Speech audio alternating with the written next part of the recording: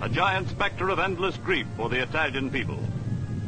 Suffering under many years of brutal fascism, then German occupation, then Allied bombing, then the devastation of battle, now it is Vesuvius. At least once in every century of the Christian era, it has hurled disaster. The city of Pompeii was buried when the huge mountain first thundered into volcanic life in the year 79 A.D. Thousands of Italians perished. Excavations have revealed their tragic story. This was a pleasure resort of wealthy Romans almost 1,900 years ago. Rising 4,000 feet above the fertile plain of Campania, Vesuvius lazily pours forth a harmless curtain of smoke. Naples, 10 miles from the slumbering peak, lies in comparative safety except for the deluge of volcanic ash that will blanket the city.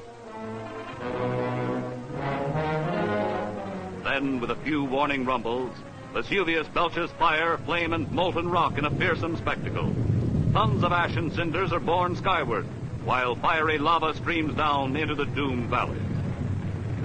The overflowing crater erupts with a mounting temperature of liquid steel close to the summit, which carries its fiery heat long after it loses incandescence. The Italian people are stunned. The crushing mass of lava moves relentlessly toward towns in the valley, an all-consuming force from 30 to 90 feet high, throwing off terrific heat and sulfurous fumes as it ignites everything combustible in its path.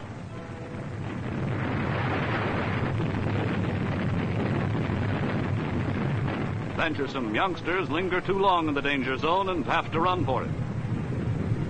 The wall of lava sweeps on.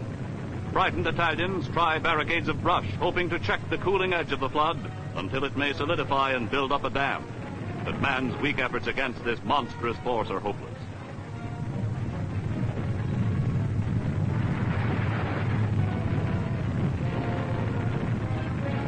Mushrooming into the sky, the enormous gray-black pall of smoke fills the air with cinders for miles around. From fiery regions far deeper in the earth than any mine ever dug by man, the hot lava is a reminder that the earth was once just such a molten mass, gradually cooling until it formed an outer shell.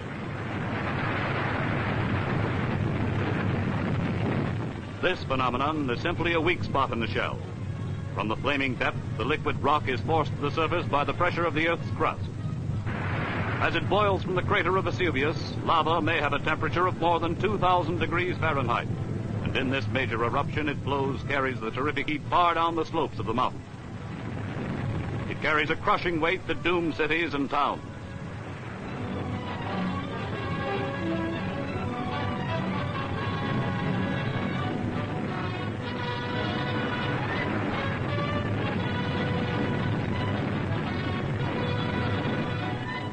Salerno, 17 miles away, is buried in lava dust 3 feet in depth.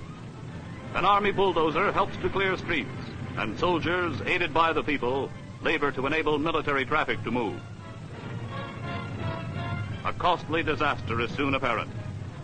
The people of San Sebastiano are warned to leave their homes as the moving wall of molten rock grinds to the very edge of the city. There is time only to save a few pitiful possessions. The burning mass is already threatening to engulf them as it comes on at 3 feet a minute, and nothing stops the flow.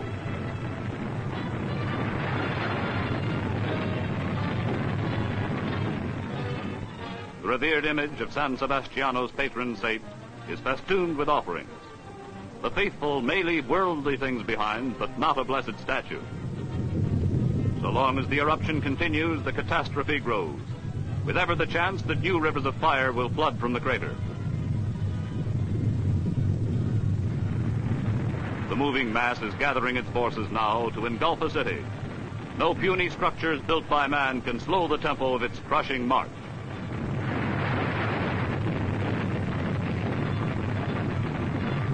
Already, smoke and dust from crashing walls are seen, as fire spread with the flow of the lava tide into the heart of the city itself.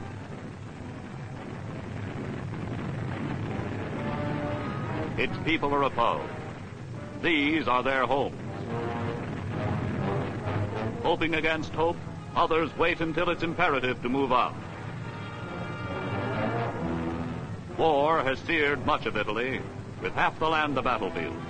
But a stricken people see before them forces of destruction more devastating than the worst that man has ever devised.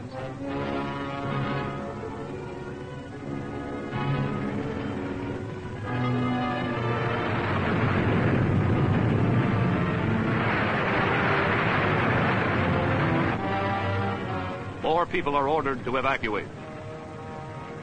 The eruption continues, swelling the lava flow, and all throughout the second day, dense clouds of stifling black smoke dust billow upward, heavily laden with hot cinders. People in another doomed town are warned to get out. The molten rock sears everything it touches. Now the destruction spreads to Massa di Soma. It vies with war for diabolical supremacy.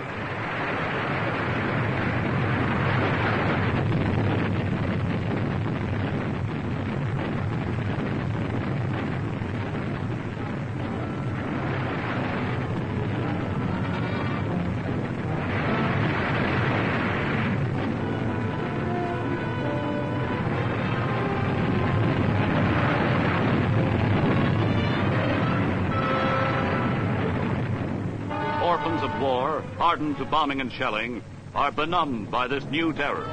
But so are their elders as they watch the drama of a perishing city. The unyielding tide of molten rock is accompanied by the continuous rumble of crashing walls.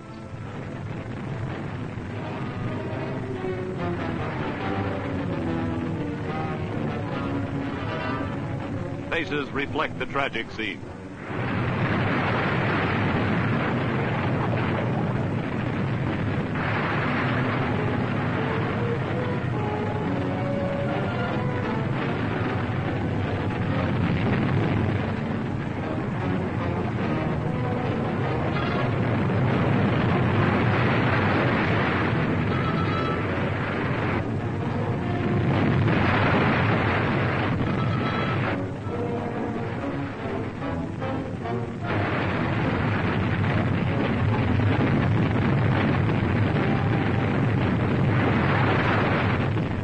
Ruin spreads throughout a city built within 2 miles of the volcano's peak and ignoring its tragic history.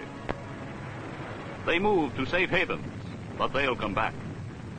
Each generation seems to forget this horror, though once in every century the cycle of the volcano's activity seems certain to reach a period of unpredictable danger.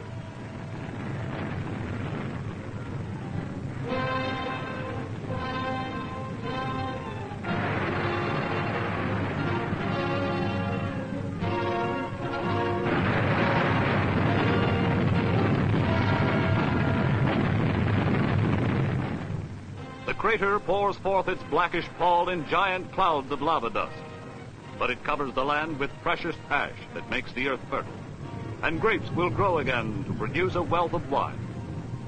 So the people will return and defiantly rebuild their homes on the slopes of the threatening volcano. They call the slopes the Happy Land, and all Italy prays that happier days will come once more with the end of this devastating eruption of Mount Vesuvius.